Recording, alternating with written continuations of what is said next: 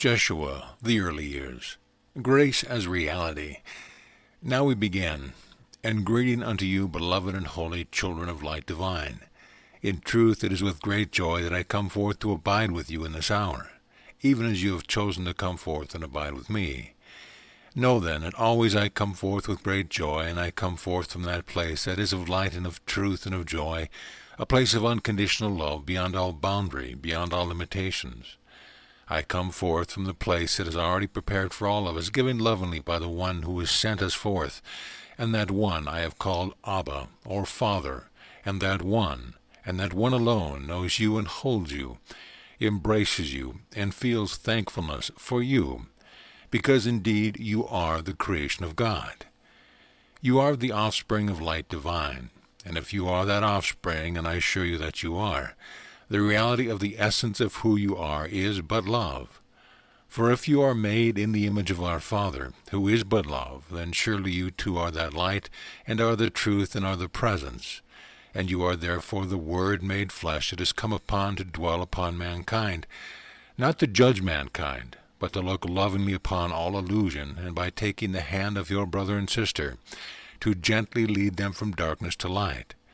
Not because you know where light is, but because you have become willing to allow life to be lived through you, with every word and every breath, with every action, so that life becomes translated from a struggle to survive, from an attempt to work out your salvation, of what some would call your karma, I believe the word is, and to begin to embrace that life as given unto you freely and completely and wholly.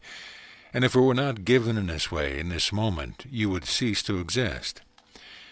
Therefore, if you find yourself listening and hearing words spoken now, rest assured it is because life is given to you, not earned, but given with perfect freedom from a love beyond comprehension, a love that knows no boundaries, a love that was there before time began, and will be there with you long after time has ceased to be. Here and now, as we gather in this moment, the same opportunity is given unto us that is given unto the creation of God, His children, His Son, in each and every moment. In each and every moment of experience, the same opportunity is given to you as was given to me then, when I once walked upon this earth, and is continually given unto me. What is this opportunity? Is it not to set aside the perceptions born of the illusions of this world, born of fear and doubt and guilt and judgment, and to embrace with great simplicity the only truth and only reality that has ever been? And what is real cannot be threatened, and what is unreal does not exist. And that which alone is real is a love that God is. And the love that brings you forth is a great ray of light that would shine in what's called the darkness, which is only a temporary forgetting of truth. Therefore understand well that while we gather in this one little building, this one little town, on this one little speck of earth, which is but a small spinning sphere in a grand universe, and this grand universe is but one of many upon many upon many in a multitude of dimensions, here we have an opportunity to choose to set aside all judgment, and to hear only the voice of love that unites us as one, as brother and brother, as brother and sister, and as the only begotten child of God. This is the opportunity that I came then to extend unto mankind. It is the opportunity that I ceaselessly extend to every mind that would but turn from the roar and din of the world for just one holy instant, to seek the place of quiet and calm inside in which there is laid upon that altar of the heart your judgments, your fears, your ideas of what the world is and what it is for, to surrender all things, and to throw open the shutters of the heart to once again become vulnerable and open, and to merely ask of me, I have prepared a place, come and enter therein. And indeed I will do so, not as a Savior above you, but always and only as your brother and as your friend. I am your friend, because a friend in ancient times was not a word, you see, taken lightly. A friend was one who was committed to seeing past any illusions, any doubts, any fears, not to not see them, but to see through them and beyond them to the great ray of light that shines forth from the mind of Christ, that dwells within you as your only reality, and to abide with you and to hold you in that light until you have the strength to hold yourself in it as well. Therefore, when I say I come as your brother and your friend, rest assured, I come to celebrate the reality of your beauty, your joy, your truth, your radiance, your wisdom. I come forth to join with you, never to be apart from you, and never certainly be above you. And those of you who have felt some kinship with me, some devotion to me, rest assured that I am worthy of it only to the degree that I am devoted to you. I am devoted to you always and eternally. I love you because I know who you are. I know that within you the great ray of light shines eternally and has never been dimmed by the experience of the world. I love you because in you do I know that what I am, and when I look upon you and see naught but the face of Christ, I realize that Christ is the essence of my own being. I came into this world as a light unto the world. Does this make me different than you? Some of you in your religions have been taught that I came forth from the mind of God to save you, and that I was the only begotten Son of God, and I guess that makes you his adoptees if you choose him. Nothing could be further from the truth. I came forth from the mind of God exactly as you came forth, and the life that I lived then in all essential details is the same as yours, for in the field of space and time, given a body that knew hunger, that had to deal with cold and all the rest of it, I experienced everything that you have ever experienced, just as each of you have experienced everything that the one sitting next to you has experienced. You all know the same fears, you all know the same doubts, you all know the same vision, the same dreams. All of you know that somewhere within you there is a grand being who rests in perfect innocence. I come forth to celebrate the truth and to demonstrate it to the world that had seemed to have forgotten it, to demonstrate that life is eternal and that death is unreal, to demonstrate that in all situations, all power is given unto the Holy Son of God to choose the voice for love over judgment of fear, that there is a place within all of us, a place of purity and innocence, a place that remains perfectly guiltless. For God creates only in his image, and what he creates reflects the purity of his eternal love forever. I came forth to extend my hand and to say, Come to where I am. Join with me in becoming the demonstration that there is another way of looking at everything. Join with me in the demonstration that love heals all things. Join with me in being willing to be in the field of space and time, and yet to hold vigilance over the mind that you're not allowed to become absorbed by the energies, the frequencies, the thought patterns, the perceptions that make up this world. To instead, through vigilance, to learn the power of choice can never be taken from you, and that no matter the circumstance, you hold the light in you that you choose the voice for love, to choose peace instead of turmoil, safety instead of fear and insecurity and doubt, that within you lies a wisdom so deep that it already outshines all the worlds and looks far beyond this mere body, and that there is indeed within you the light that knows that you are not come to suffer the world. You've come to be joyous, to express the joyousness that love is, to look into the eyes of your brother and sister and to see that they are your Savior. They are the ones who have brought you the opportunity to look past the thoughts of the world and to see the face of Christ. And the great thing is, of course, that it takes one to know him. And many of you in your journeys through space and time. And tonight we won't resort to talk of what you would know by the term of reincarnation. It's really not essential to the process of waking up, but all of you, even in this life, know the feeling of feeling separate from God. All of you know the feeling of searching. Perhaps if I go just to the other workshop over there, and then when a group of friends come and say it was the most incredible experience, you feel lost, you go, my God, I should have gone. When's the next time? Is that really much unlike friends who come and say to you, have you been to the new pizza diner down the road yet? It was so incredible. Oh my God, I have to go and have that pizza. All of you know the energy of seeking and doubting that you have the power to find. But always and forever, the truth remains this: the kingdom of heaven is within you. Will you then dissect the body to find it? Of course not. For if you would well receive it, the body you seem to carry does not house you. You house the body. It arises from within you and within the choices you have made in your access to the infinite mind that Christ is. You have chosen, therefore, the body, this time frame. You have chosen it. It has not been forced upon you by any means.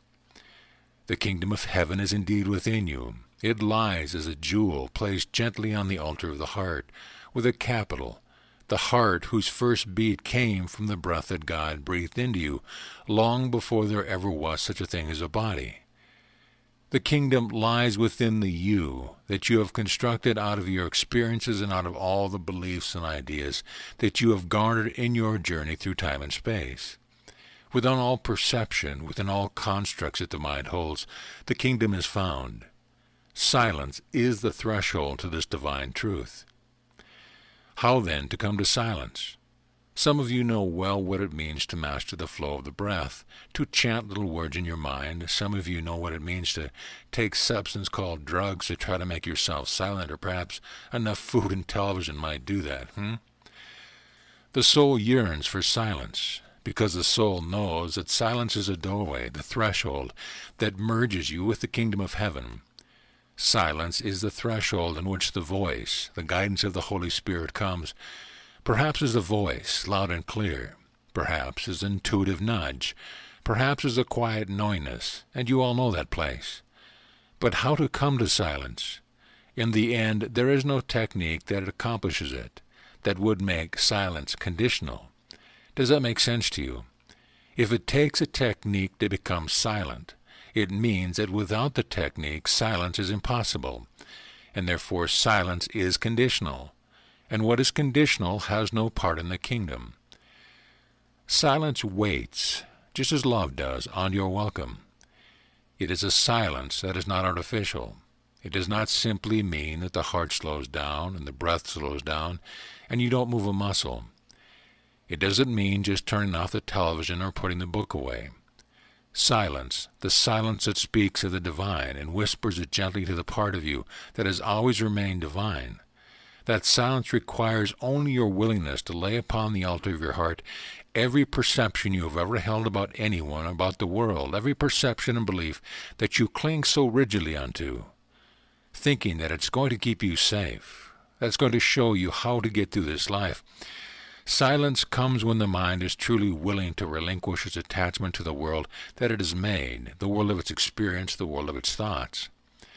Silence comes then, always as the result of a simple choice, and the more often that choice is made, the simpler it becomes. And in the end, silence becomes what you could call pervasive in the mind, so that although you walk and talk seemingly in this world, there is a core within of perfect silence, of perfect light. And though you speak and hear others speak to you, though you get up in the morning and make the breakfast so you can feed the body, though you do all things, there is a place of perfect peace, and it comes as a result of being willing, over and over again, to relinquish your beliefs and your perceptions about the world, to look upon the body and say, I don't know what this is. I don't know what it is for. I certainly know how to misuse it, but I don't know what it is. I look about and I see this world with buildings and what you call your automobiles. I must admit, they're a little better than walking on foot and riding on donkeys.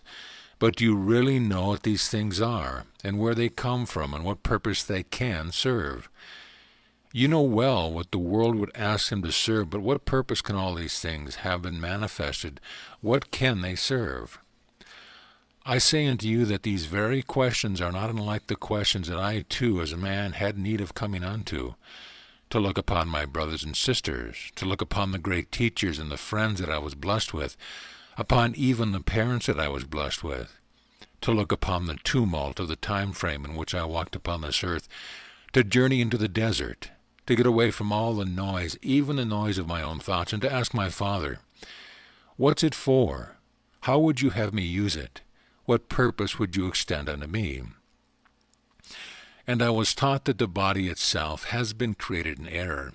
It is, in a sense, it has been created to house the ego, to create and to give forth the symbol, and therefore the belief that separation exists. Because everyone knows it. If you look upon another one as a body, you know there's a distance between you. Well, that is evident through the body's eyes. But there is another eye, another way of seeing that looks well beyond the body and sees that all minds are eternally joined, and that you've never looked upon a thing called a stranger. Know you that world? Eliminate it from your vocabulary, because it is a lie. You have never looked upon a stranger, for you see reflected only yourself. As you see your brother or sister, you will see yourself, and as you know them, you will know yourself.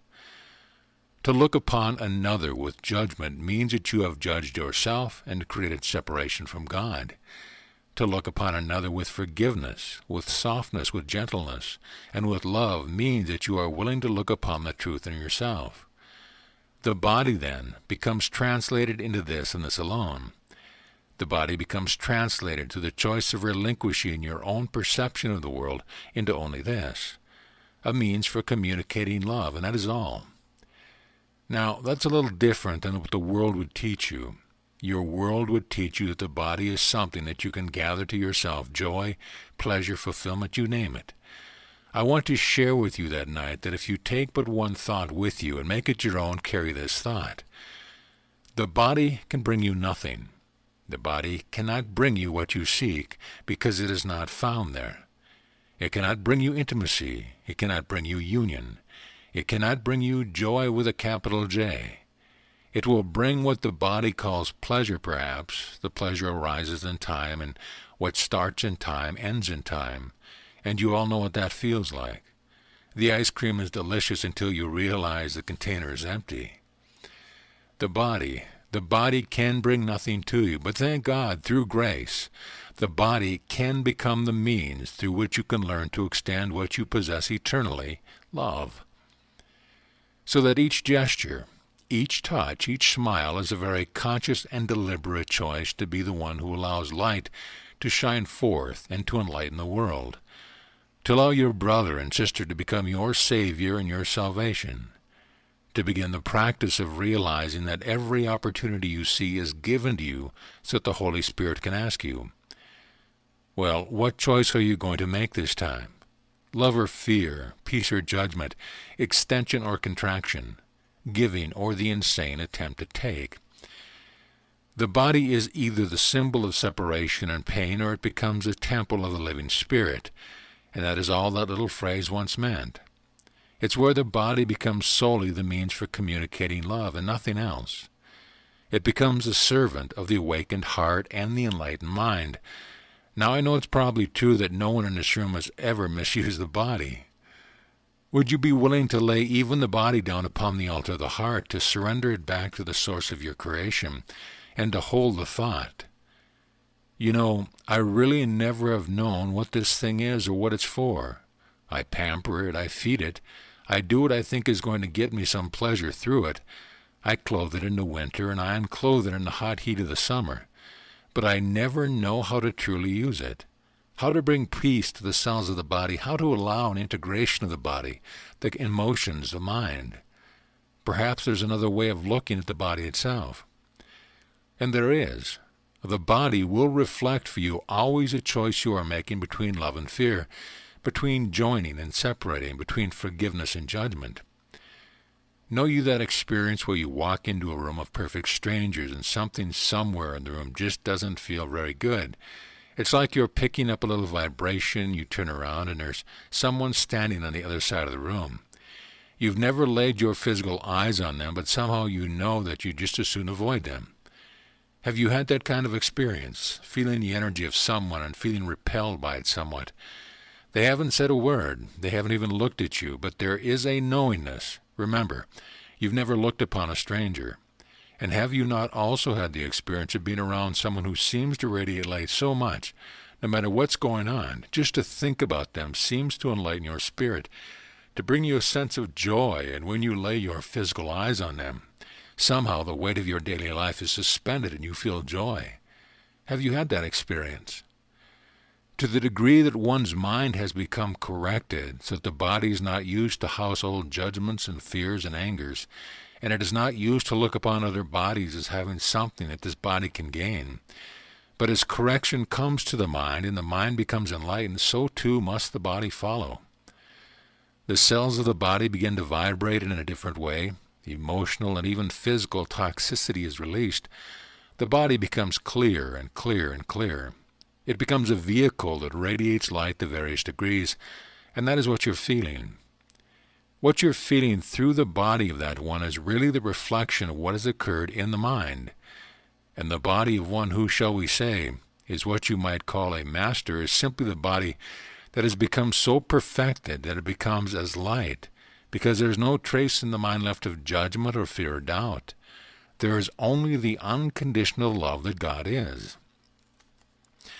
And what I want to share with you is, as you look down at your thighs and your feet and your hands, that bag of dust that you have identified with as being you is not you. It comes to you from the dust of the ground. It is given to you by your Holy Mother, this precious earth. And its one purpose and function, its only purpose and function, has been to be the vehicle through which Christ extends light and love. That's all. It has never been designed to bring pleasure or joy to the mind who thinks it is separate from God. So you see, that is why I said, if you just take one thought home with you tonight and make it your very own, you'll find that it will present a pathway for you of much learning and much revelation. If you hold the thought as you wake up in the morning and you raise your hands and look at them, go, these are only for giving love and extending light. And as you walk with your feet upon the earth, each step you take, you simply hold the thought, I step so that I can carry this body in its journey in which light and love are extended. That is all. What you will find is that a myriad of things will begin to crop up in your awareness, and you'll see how the mind has been utilizing the body, at least at times, in error. And as those conflicts come up, your awareness brings light to the conflict and correction comes. To give you an example, you might be feeling just a bit depressed or down or lonely or whatever, and so you call your best friend and say, let's go to the pizza diner down the road. And of course, what you really wanted to do is to escape the feeling of conflict that's going on in you. And so you call your friend and they say, well, really, I was kind of busy, right? Oh, no, please come, please come. What you're really saying is, look, I need you to come and fill my hole, okay? So you call your friend and they go, out of guilt, they say, well, okay, I'll come. I'm not really hungry. I just got done eating. But what the heck? What's another pizza? Because you see, you've also learned in this world that you always have to accommodate. It's not okay just to say no and stand in your own truth. So you get together and you go to the pizza diner and you're feeling better because now you've been able to kind of cover up that inner feeling. And after 3 or 4 slices of pizza, you're becoming numb to that whole thing anyway. And you raise a bunch of conversation with a friend. And then you remember, wait a minute. When I got up this morning, I held the thought that this body is only for the extension of light and love. And if you're quite clear and honest and innocent with yourself, without judgment, you look and you see the whole pattern of thought that brought you to the diner. Sitting across from your friend, ostensibly wanting to be with you when you know darn well that there was a conflict, something going on in you, an energy that you didn't want to feel, didn't want to deal with, and you needed it to be masked. And you looked upon your friend and you realize, I've just abused them. And you look in their eye and you say, you know, I need your forgiveness. I didn't come here to be with you. I asked you to come here to save me from something that's going on in me. I was just feeling really restless and out of touch and alone. Help me. Now 2 things have just happened. You've allowed correction to come back to your mind. You've brought honesty with what's really going on, and that's good. Because you can't transcend what you fail to embrace. It goes on and on and on forever. And the other thing that happens is this. You've relinquished the pattern of the energy in the mind. You've laid it out on the table. You're not hiding anything. You've made yourself vulnerable to your friend. And now something very special can happen, because you have provided your brother or sister with exactly what they're looking for, whether they know it or not. The opportunity to join with you in holy relationship. For you have extended unto them the opportunity to give forgiveness, to relinquish any feeling or judgment or resentment, because remember, they were already full anyway. To set it all aside, to smile, to join with you sitting across a table in the pizza diner of all places. It becomes a sacred temple in which the holy children of God join together and look innocently upon one another and laugh at the ego. And perhaps you extend your hands to one another, and you clasp your hands and you look into their eyes, and suddenly the very energy that was going on in you, that seemed to compel you into the whole series of events, that got you and your friend at the diner, that conflict dissolves. What's occurred? A miracle's occurred, the miracle of the holy instant that corrects all things. And you realize that your brother and your sister is indeed the means to your salvation. And in each moment that you are willing to set aside the mask, the ideas of yourself, the fears of judgment, all the momentum of the mind trying to find its own way in this world, and just lay it at this altar, and join with them and see only love. To become wholly vulnerable, you begin to see that. My God, this isn't just my friend who I happened to meet 3 weeks ago. Christ is in front of me for Christ's sake. And you see in that moment the miracle of the atonement has occurred. You have been lifted out of the perception of the world, and a very ordinary occurrence has become extraordinary and blessed forever. And you have joined with your friend in a way that no physical intimacy has ever gotten anyone. And all it took was the willingness to look with the eyes of Christ, the willingness to be vulnerable, to set aside all perception and judgment, to just be straight and honest. It's very much like saying, I have been having to face the fact that I don't know who I am or what the world is for. And your friend says, oh, thank God I can relax now, because you see, I don't know either. And then you can join together, and then you can ask in your momentary prayer. And if you don't quite have the courage to be outrageous, you won't stand at the table at the diner yet.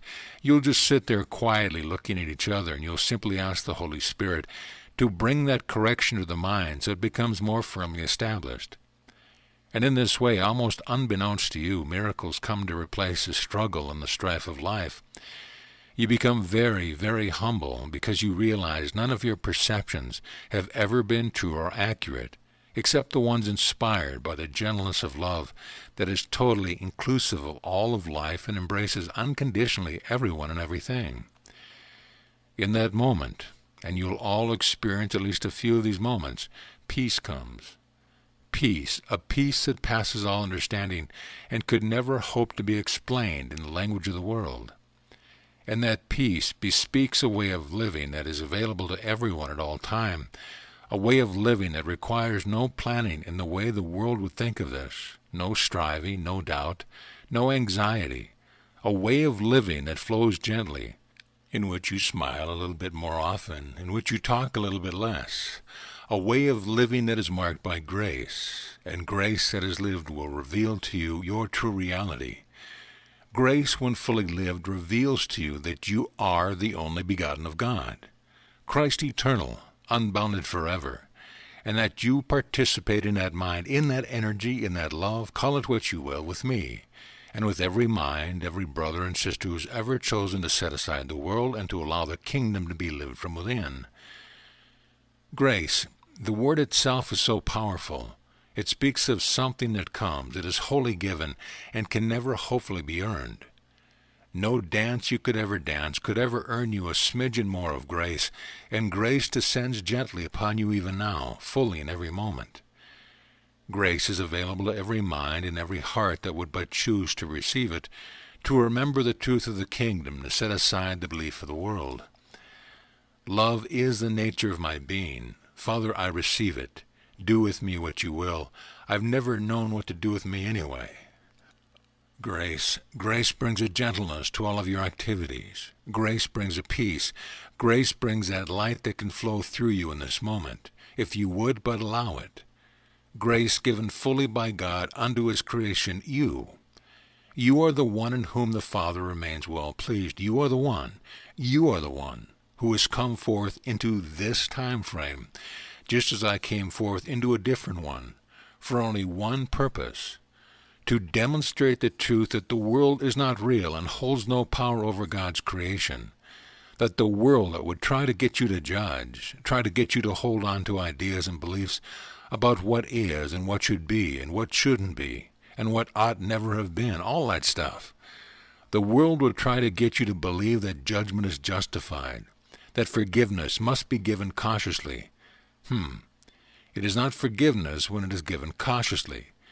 Grace is a truth that will completely reverse the ideas that you have held in the mind and bring correction completely unto you. It cannot be earned. You cannot strive for it. You can only be willing to allow it. To allow it.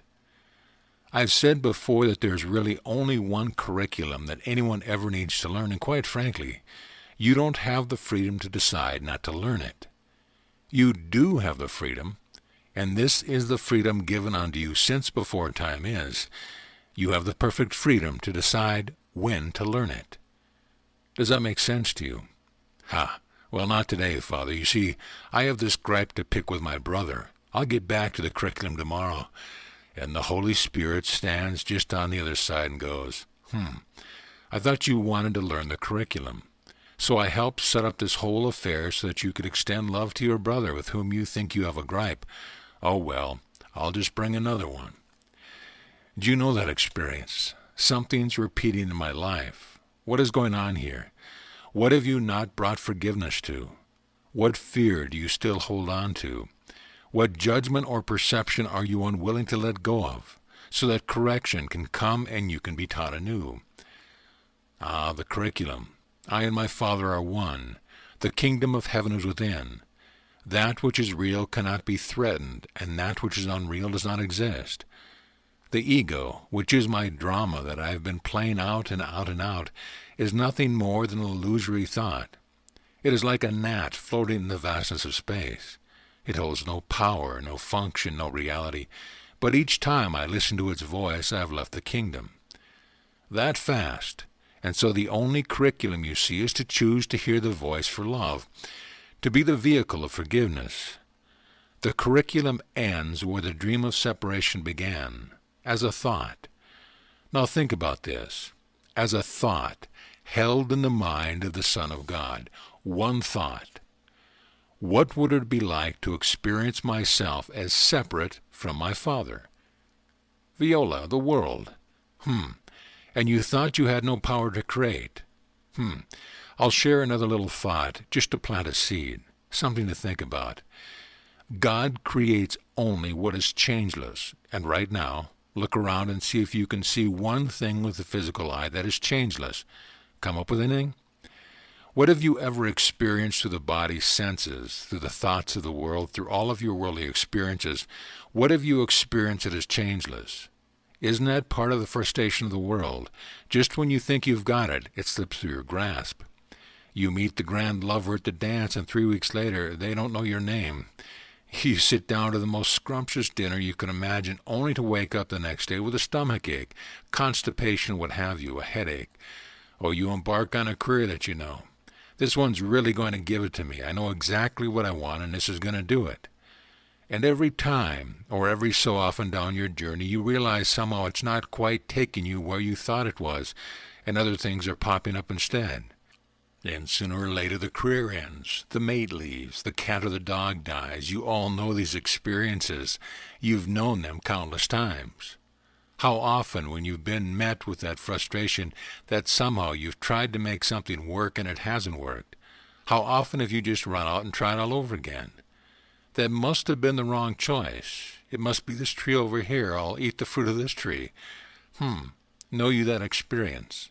Some of you have done that very well with what you call your significant other relationships. You would change them as often as you would change your socks. All of it. And to continue to laugh because all of it is an illusion. All of it emanates, if you would well receive it, from one thought held in the mind of the Holy Son of God. What would it be like to experience separation from God? With that thought, a dream began. And why is it a dream and not real?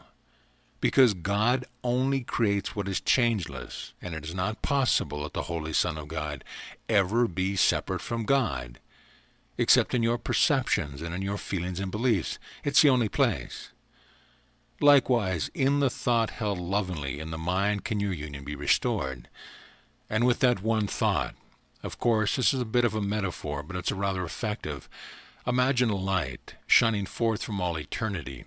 It has no beginning and it has no end, and you cannot see its boundaries or its end.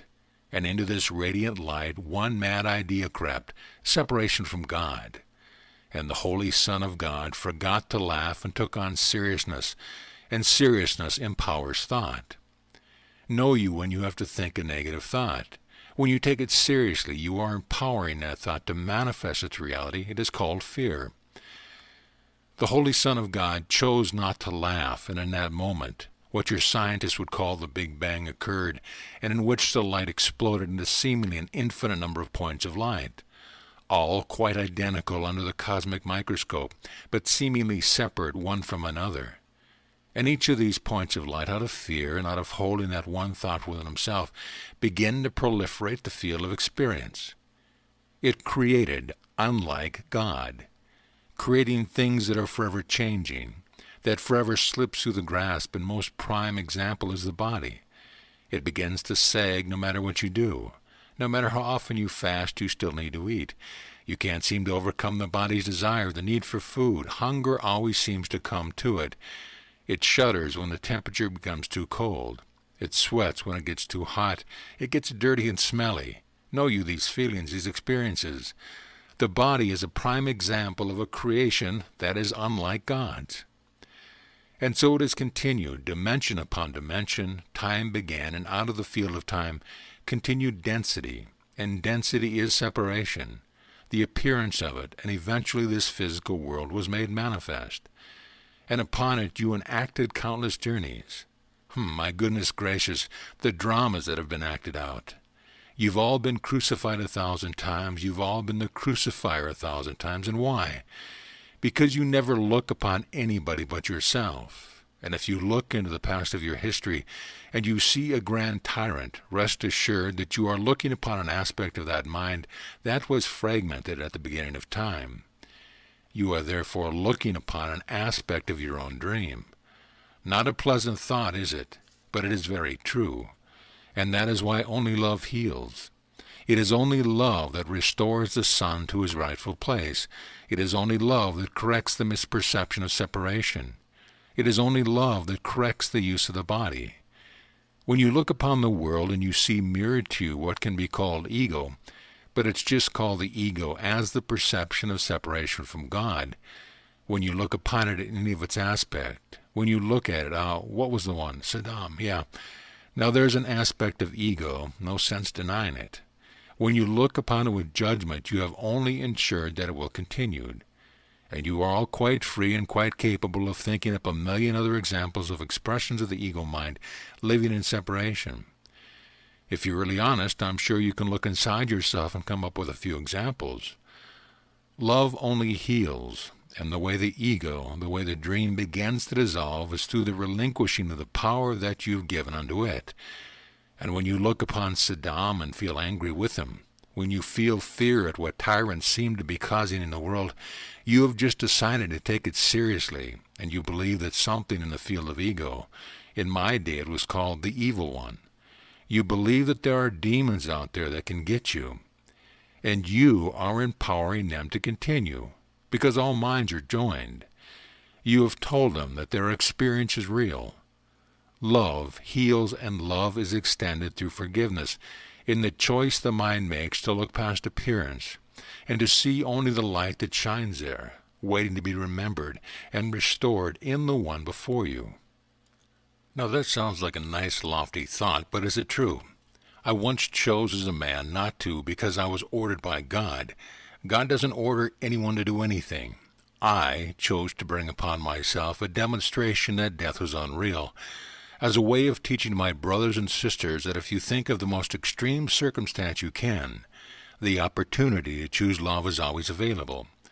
Rest assured, and I know perfectly well, that even if a tyrant ordered someone to strap you to a heavy wooden beam and to pound nails into your hands and feet, the power within you to choose love has not been taken away from you in any stretch of the imagination. And paradoxically, in the midst of even the most painful circumstance, when you make the choice to allow love to descend first into your own being so that it can radiate out to everyone else concerned, you will feel the nails as though they were being withdrawn from your hands and feet.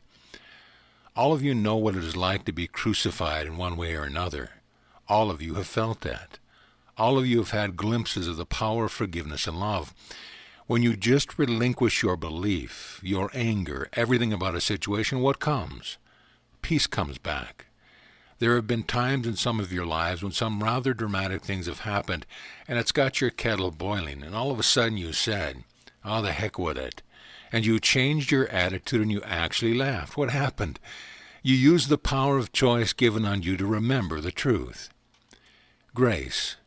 Grace descends gently, like a soft spring rain, so gently that you don't even feel or hear the drops. There's no breeze, it just falls gently, so gently that you don't see it, and yet you are bathed in it constantly. Grace waits, as love does, to be received by a heart that is finally willing to say, no matter how hard I've tried, I still find myself judging my brother, judging my sister. I still think I know what the world is for and how it ought to be, and I admit that. You know something? I'm really not happy yet. Do you know that feeling? Something underneath that tells you, happiness is really not established in me yet. What still needs to change? A different relationship, a different career, a different pizza. Yeah, the world, all things that begin in time and end in time and are therefore changing. The world has never, ever, ever offered you anything that can restore you to the happiness that is rightfully yours.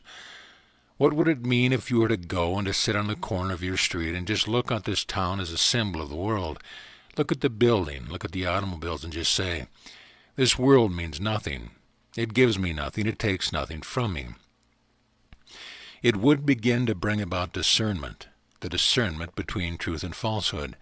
And as you relinquish the value you've placed upon the things you've hoped would bring you happiness and safety, you will discover that the place of safety is still within you, and has been there since the moment when the Holy Son of God first held the thought, what would it be like to be separate from my Father?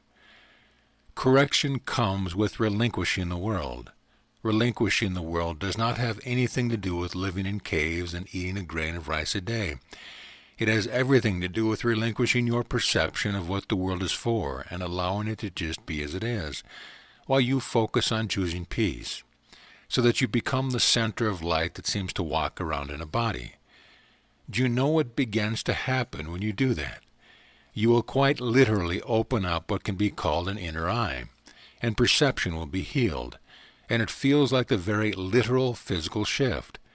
You are taken away, if you will, from identifying as the body, and you literally see the body for what it is, a nothing, a momentary device through which the light of Christ can extend love. It's not even yours anymore. Yes, you'll continue to feed it, do the little things you need to do so that it can function as long as it lasts, but something quite literally shifts. It's not you any longer. And you will look upon your relationships and upon your career, and they'll all be different. The world will have been swept clean from your mind.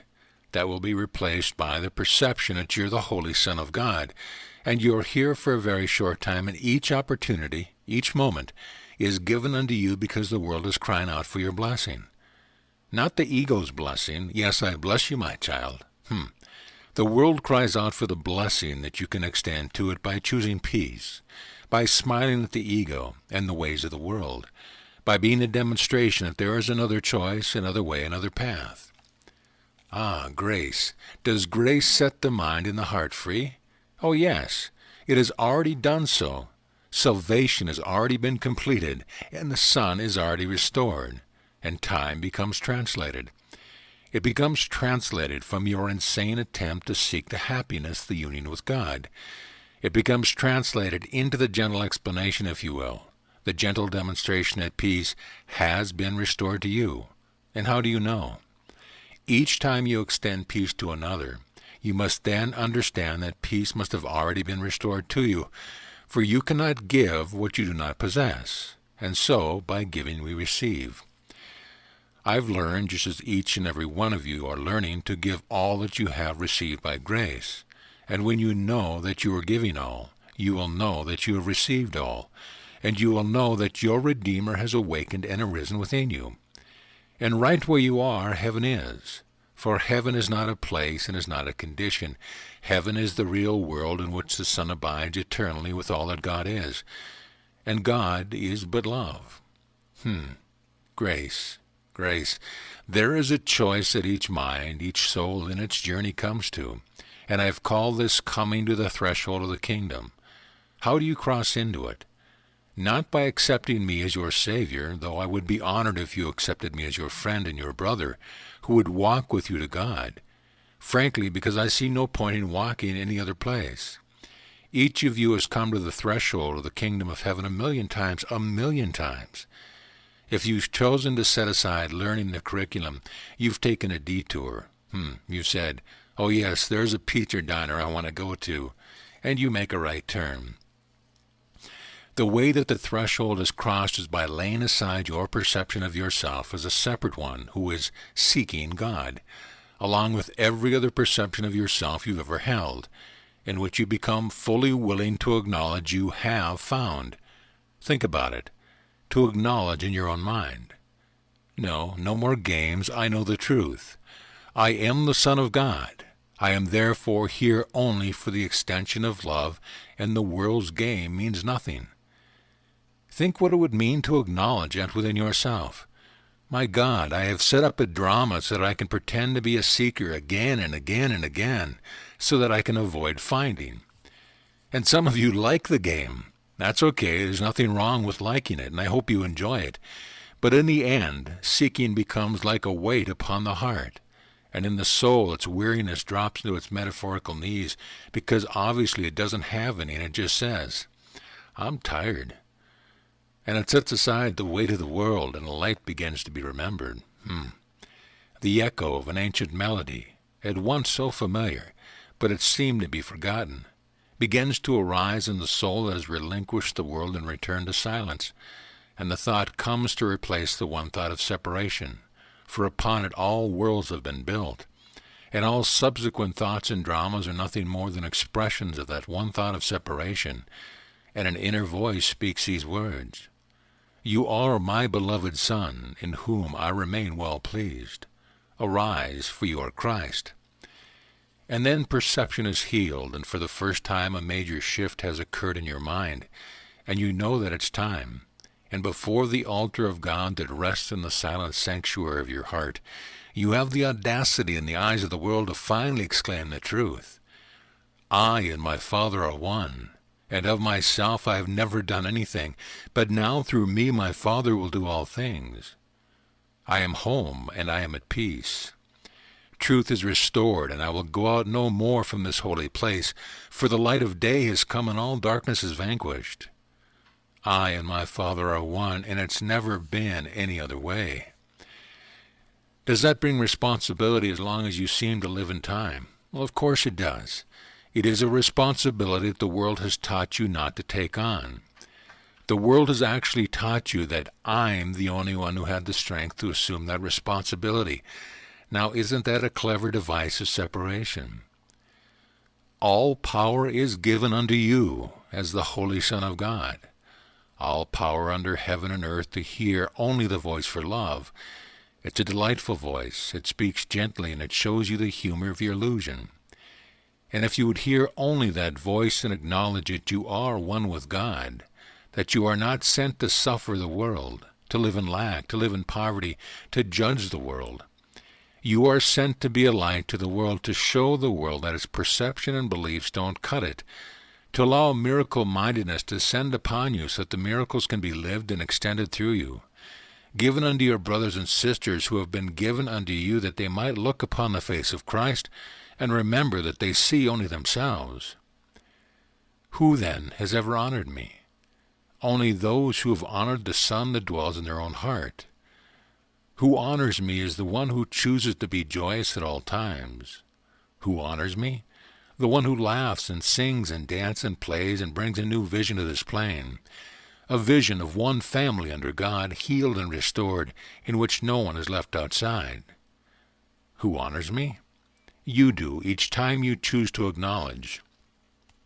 Yes, I know the truth. I hear you, Jeshua. I know, yeah, okay, all right already, I get it. And then you see I do because you're brother and you're friend, because all minds are joined. And that means I'm not unavailable to anyone in any situation. I'm not limited in who I come and talk with. I'm one who likes to have a lot of friends, and I will come into any mind and unto any heart that prepares a place for me. Does it take 10,000 lifetimes of flogging the body and fasting it, beating yourself up with guilt? No, it takes a very simple choice. Look, Jeshua, I too am the Son of God. Let's be friends. That's how the place in the heart is prepared, by acknowledging the truth. And when the door has been opened, just a crack, I will no longer need to knock upon the door, but I will enter therein and take up my place with you, not as your Savior, but as your friend and your brother who would only play with you joyously and join with you in your willingness to teach only love, because that is where you are. Each time the mind brings up thoughts of judgment, you have separated yourself from God, pure and simple. There's no gray area there at all. Each time you look upon a judgmental thought and say, "Ha, voice of the ego, let it go. Look at your brother and extend only love." You have chosen to demonstrate that you are in union with God. So the choice seems simple, and it is. Do you know that energy that comes now and then in which you feel like it's a real struggle to remember love? Hold this thought. The difficulty is never anything but your unwillingness to choose the voice for love. Resistance and difficulty is nothing more than a symptom that you've chosen quite willingly to hear a different voice. I know that's befuddling because the mind wants to say, "Well, but I'm doing so well. But then this situation arose, and if this person hadn't done this, then I would still have chosen love. If they would just get it straight, I could be straight." That's what's keeping the world spinning. You thought it was love. It's denial. Somebody has to do it differently, and you are that one. You are that one. It has not been given of me of my Father to be in this time frame as you are. I do not have what appears to be a body, and yet I have gone nowhere. I said once that I am with you always, and I meant it literally. I am not absent to you at any time, and I can be no further away than the width or distance of a thought, a simple choice. But it is given unto you to abide in the world that yet believes in separation, and therefore sees the body as reality and time as the great authority. You are the ones that with every breath you breathe, you are the ones unto whom the power has been given to demonstrate the real world. You. No special preparation. You don't have to stand on your head for half an hour every morning. You need only be willing to choose not to tolerate error in your own mind. Never. No such thing as an idle thought. Each thought generates a world. Choose only the thought of love, and you become all that I ever was. You become the Word made flesh. You become the bearer of light. Beloved friends, grace is our only shared reality. Grace, and that alone. You are not separate from one another, and you are not separate from me. Would you choose then? Choose to allow this hour and this evening to be the point at which you decide to learn the curriculum. Right here and right now in your own beingness to say, "Okay, what the heck? I know I've got a few perceptions that seem to be blocking me from peace. I've held on to them for a long time. They haven't gotten me there yet. What have I got to lose? Maybe I should just set them aside." And allow correction to come to the mind, to trust the safety of the heart's vulnerability, to become filled with humility. Of myself I do nothing. I don't know what a single thing is, but thank God my Father does. I don't even know what the situation is for, so I'm just going to be here as the presence of love, trust and allow it to unfold, knowing that there is one teacher that has been given unto the world, the one that I have called the Comforter, who knows how to take everything that unfolds and weave it into the tapestry that awakens a Holy Son of God. Look lovingly upon every experience you have, for there is a purpose to it for you as well as for others, and every experience is the opportunity, the blessing to remember to choose love, just like you did when you were sitting across from your friend in the pizza diner. Oh, wait a minute. I brought you here under false pretenses. I thought I needed something from you so I could hide from this conflict, but now that you're here, I just want to love you. And in that choice, the conflict dissolves. In that moment is the atonement. It is the moment that corrects the conflict that was set up in the beginning of time, in which you seem to have been cast from the garden. Can you begin to feel that I am seeking to share with you then, that you do not experience ordinary moments? There are no such things as ordinary moments unless you forget they're extraordinary. That's what makes them ordinary, forgetting. Every moment, my God, is such a blessing. The one before you brings you your salvation if you would love them instead of judge them.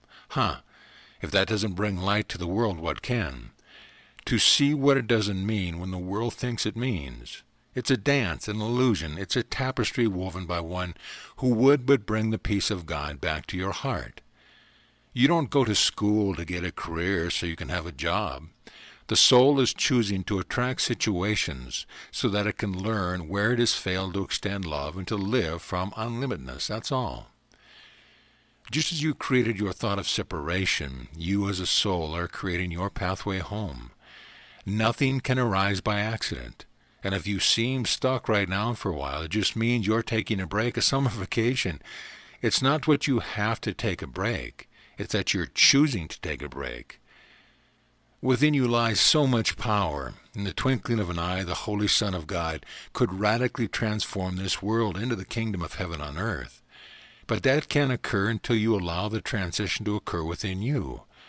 Because you see, the world, it's like what you call those races where everyone thinks that if they can run 35 miles, that it's a great feat of strength or something. Those thousands of them gather in their senior cities, straining to get to their, marathon.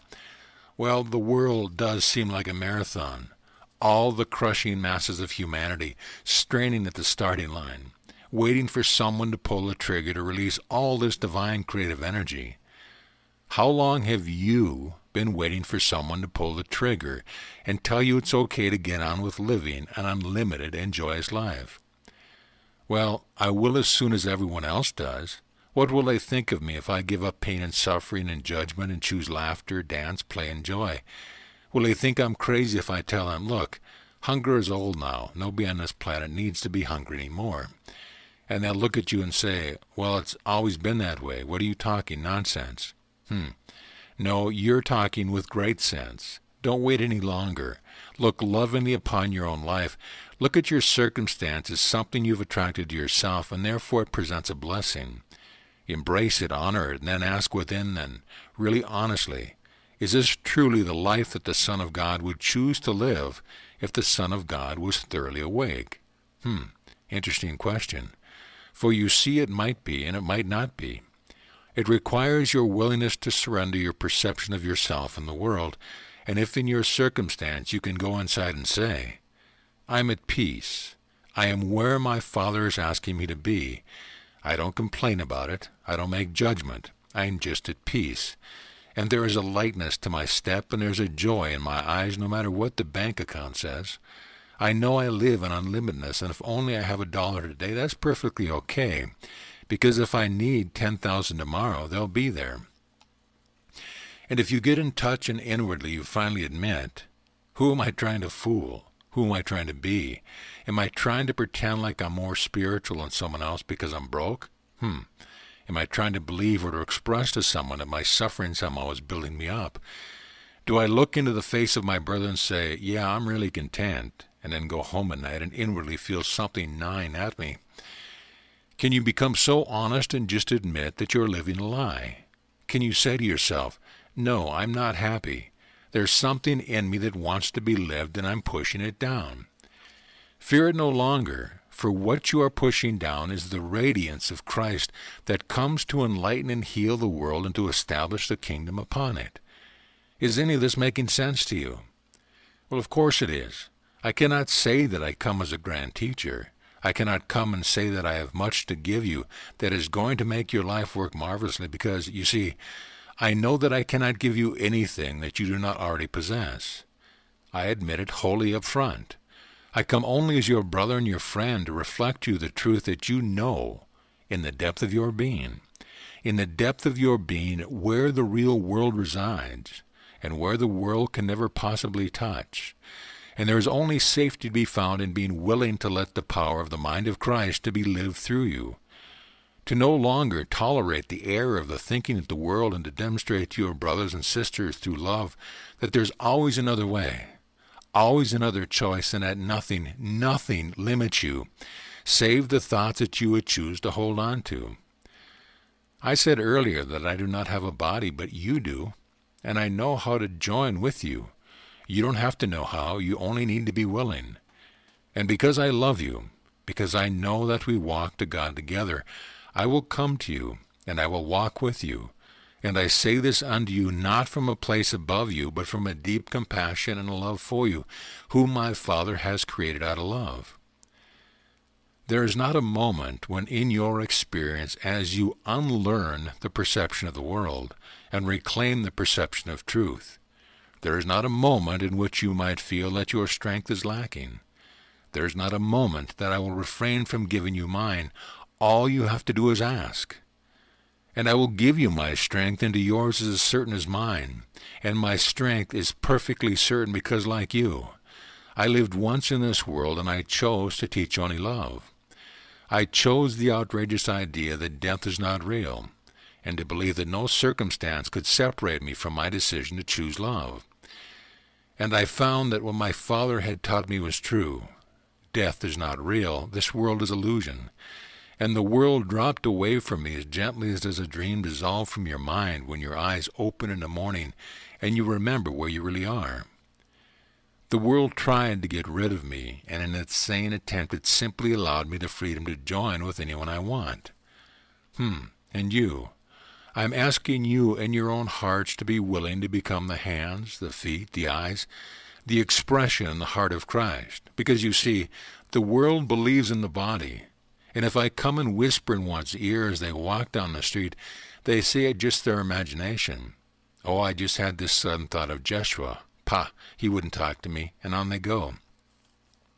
And I'm still standing going, it is me. What do I have to do? No, it can't be. It's my imagination. First of all, I'm a sinful creature. Therefore, he would never come to me anyway. Secondly, voices heard that aren't associated with the body, they must be somebody's insanity. I need you as much as the world has ever tried to tell you that you need me. Many of you have rebelled against that. Oh God, they're telling me I have to worship this Jeshua fellow. Yuck. It has never felt quite right to many of you, thank God. But I need you, because my one purpose and my task is to embrace the whole of the sonship with the love that my Father has given unto me. Because my Father embraced me and brought me into the remembrance. My only purpose and function is to give the remembrance to anyone who would receive it. And I can't do that without you. Without you. And in the most ordinary of moments, you can choose to remember the extraordinariness of the blessing of the eternal moment. You have the power, even if the one in front of you doesn't know what's going on, to take a deep breath and go, only Christ is here. And to radiate light and love, to choose forgiveness. So they begin to look at you and they go, I don't quite understand. You don't seem to be concerned about the things we're concerned with. Oh no, and yet somehow you're always there. You're always the same. And sometimes, though, you have all this wisdom pouring forth. And then you go, whoa, what did I say? And they say, God, you know what you said last night. It was the most incredible thing. Thank you, thank you. And you scratch your head and go, what, did we talk last night? Yes, on the phone for just a moment, and you were getting ready to go somewhere, and suddenly you said something that seemed off the wall, and then you said, well, I have to go, bye. You go? I said that? You've just been willing to let the Holy Spirit reach your brother through you, and that occurs because you have opened the place for miracles to be extended through you by acknowledging, I and my Father are one. And I relinquish my perception of what the world is, and I will go gently through my day remembering the grace that has set me free, and I will look upon my brother, not believing I know what they need. There is one who knows. That's how the mind begins to be opened, so that what you channel is no longer the thoughts of the world. And by the way, everything in this world is channeled, everything inspired either by the voice of fear or the voice of love. Every moment of every day you are choosing what frequency to channel, what quality of thought to channel, what dimension of feelingness to channel. Every second it never changes. In relinquishing your own ideas and acknowledging that you cannot save yourself, the light of truth begins to descend and to be reawakened in you, and you will quite literally find that miracles become the stepping stones upon which your life is lived, upon which you step. And you will come and go as the wind, not knowing where it comes from or where it is going. But somehow you're in the right place at the right time and everything's okay. Miracles occur naturally to minds that teach only love. So you see, it gets to the point where if miracles aren't happening, you won't even dare to get out of bed, because you know something is amiss in your mind. Where am I doubting? Where am I fearful? Where am I failing to extend love? My God, I didn't laugh yesterday. It's been 2 weeks since I've danced. Now I know where to begin. To bring lightness and laughter and a sense of play and safety back into the mind, and then the flow can continue. I know you're holding the thought. Is he looking at me? Yes, but not with this body, for you see, I do not come into this body. I do not take my beloved brother and kick him out. All that happens is that an ancient resonance is allowed to be made manifest, and there is a blending at the level of mind, and mind far transcends the body. Remember, I said the body arises within the field of mind. It's really an illusion, just an apparition, and at the level of mind I merely blend my energy with this particular mind send, filled with concepts, filled with ideas, made up out of experiences much like your own, and I simply activate it in a different way. I bring a different level of integration and understanding, that's all. And if I can blend with this mind, rest assured I can blend with any mind. And I can blend with yours. And no, I'm not going to acknowledge that you're the one I'm speaking to. Not in this way. I'm going to ask that you acknowledge it in the depth of your own being. For when I turned this body in this way, a thought came, a thought of knowingness. He's aware of me. Gulp. The time for gulping is past. I am aware of you because I know how beautiful you are. I see your light and your radiance, your purity, and there is no guilt upon you. You have not failed me, and you have failed no one, and the radiance and the power and the light of the truth with which you were created and are sustained is in you now in its purity. Be you therefore wholly joyous, for in this hour a miracle does occur, and you will see the fruits of it unfolding in your life. Precious friend, you come doubting your own worthiness as an ancient friend. I say unto you, your worthiness is established by God, and the world has never taken it from you. I love you. There. So how are you all doing? Excellent. My beloved brother has asked me many times, Jeshua, what are you going to talk about? And I always given him one answer. My friend, your task is only to be available, because you see, I never know what's going to be said. I come and abide with you just as you abide with each other as friends. You get together and you sit around your living room, nothing to do and nowhere to go, you just hang out. I come and abide with you, and I read what is in your heart, and what is spoken is not deliberately chosen by me, but it flows forth through my mind, then through the mind field of this my beloved brother. You seem to hear it as words spoken and picked up by your physical ear, but what is spoken is being generated from the source of oneness in which we abide. One mind together, that is what creates all experience, all of it. Does that make sense to you? The gathering together of minds that choose to resonate at a certain frequency. That's what generates experience. If there were a tall skyscraper, an apartment building, and all of you got together on a Saturday and said, let's hang out on the bottom floor, isn't it true that you would look out the window and you would see certain things? And next Saturday you'd say, let's go up to the 15th floor and hang out. And you open the curtains, and wouldn't the view be different? That's all that happens in your experience. You choose to come together with minds, and the interplay of the energy generates what you call your experience of that moment. And wherever two or more are gathered in my name, there I am in the midst of them.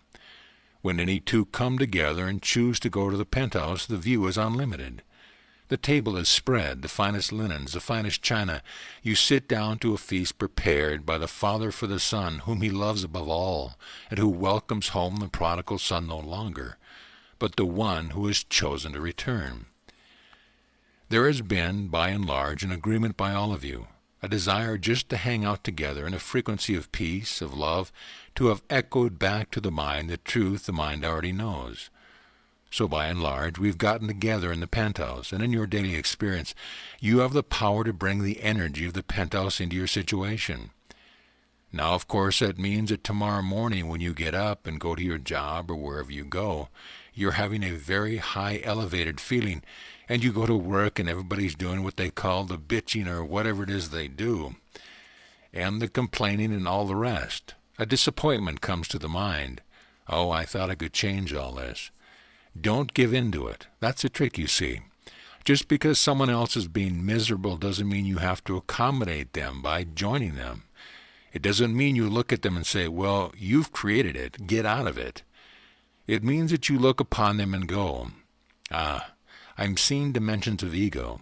I'm seeing choices for a separation, but I know that's not the truth. You look upon them lovingly, and if they need your arm put around them, you do so, or you feed them with the love that they're capable of receiving, but the whole time you remember what the truth is. You hold the frequency of the penthouse, and the more often you do that, the easier it gets. And one day you walk into the circle of friends or coworkers who are trying to drag you down into their state of being, and you realize something has changed. It's not affecting me. I feel totally calm and at peace.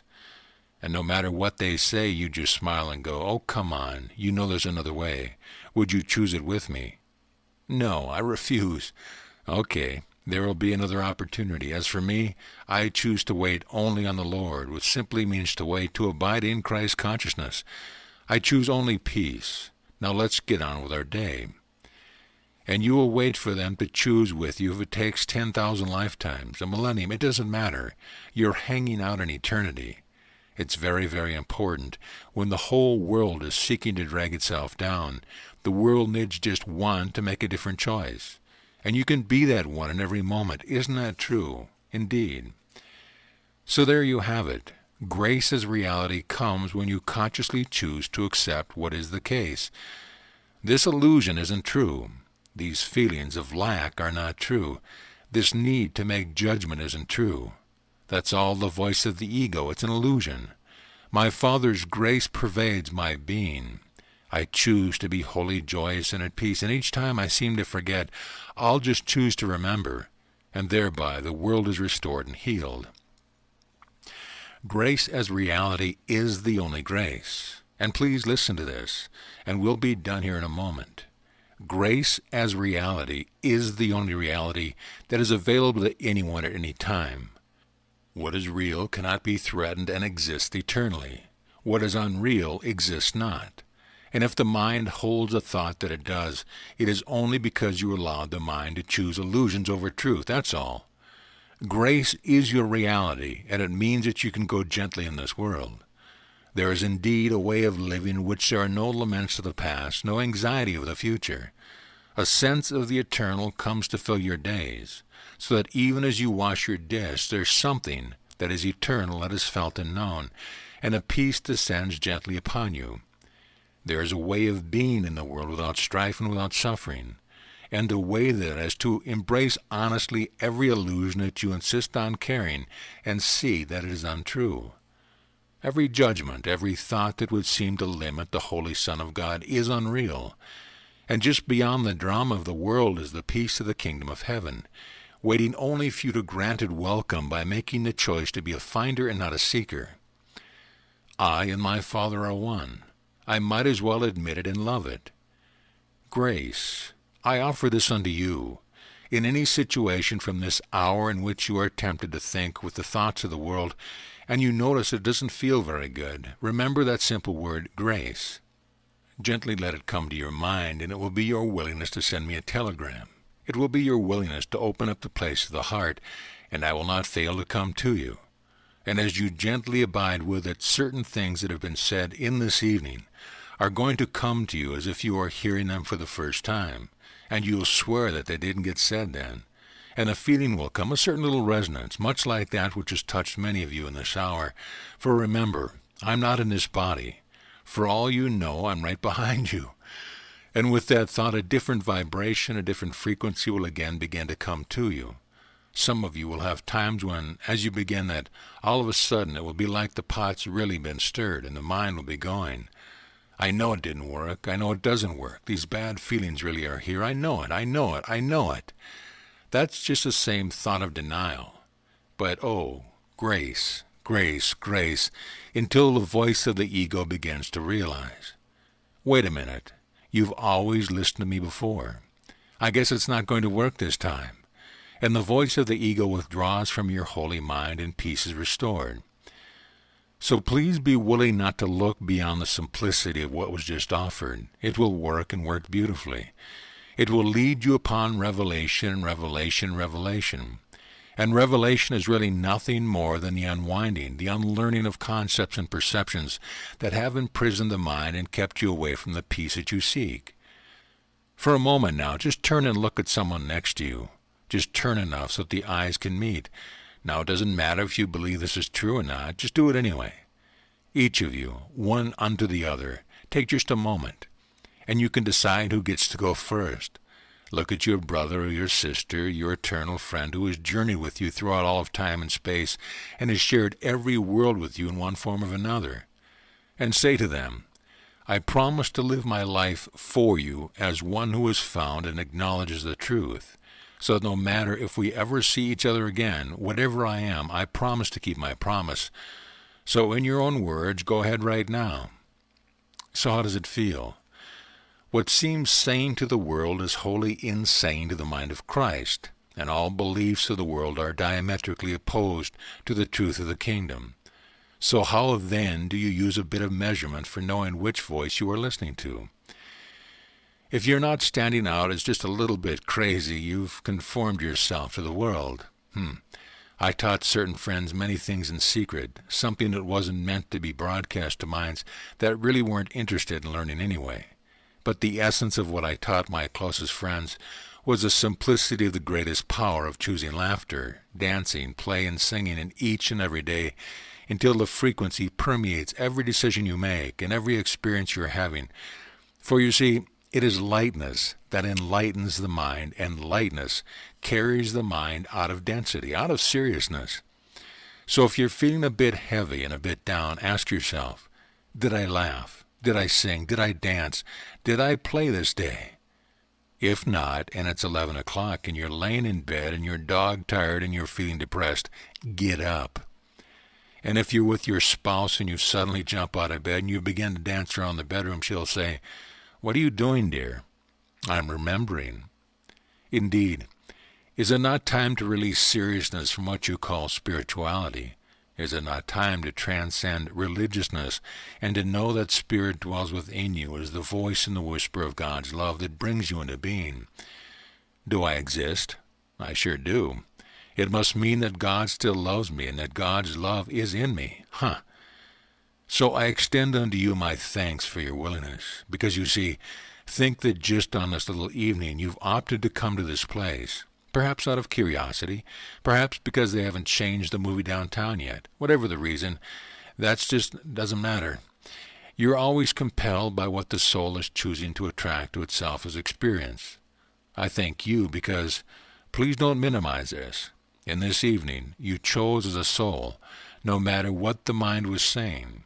You chose as a soul to come together and set aside all of the millions of other things you could have been doing in this world, and you came to simply abide as much with one another as with me.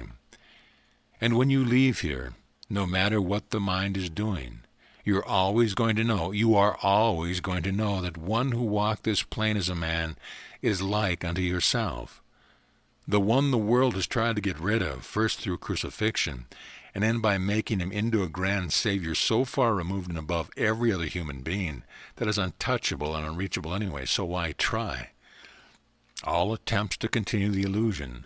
You are going to know that what I said then is true. I am with you always, even unto the end of this age. And when you fully understand who I am and have become, that is, in shifting identification from a man in space and time to identification with the mind of Christ, when you come to that place in yourself, you are going to laugh like you've never laughed before, for you will understand then that for God's sake, I couldn't be anywhere else but where you are, because we are one always. I am you, and that lifetime is wholly yours. Separation does not exist. It does not exist. Am I the Christ? Oh yes, along with you and never apart from you. And I love you, not as the world gives, give I unto you. And not as the world gives, can you give unto one another. And that is the glory of grace. Peace therefore be unto you. Those of you that would like to leave, you're feeling quite nice now, whatever it is, or you just want to get home to a late movie. Whatever it is, go always with my blessing. If you choose in this hour to say, No, I'm not ready to learn the curriculum. It's fine with me. I can't wait. I've waited a long time, and because I live in which is eternal, rest assured I will outwait you. And not one thing you say and not one thing you do will ever, even for an instant, turn me from you. My love for you is unshakable as our Father's love is for each of us, and in loving you in that way I know the love of the Father for me. And when I said, "Go you therefore and teach all nations," I was not talking about walking around with a Bible under your arm. To teach is to teach only love.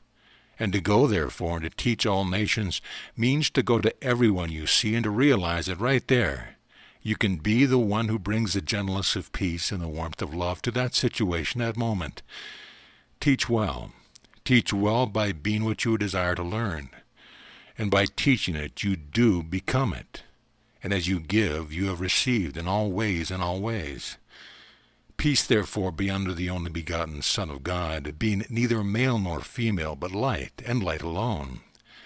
The light that lights all worlds and brings creation back to God.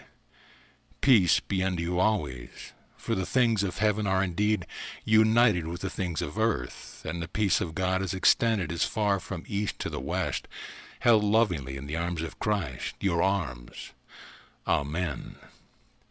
So ends Grace's Reality.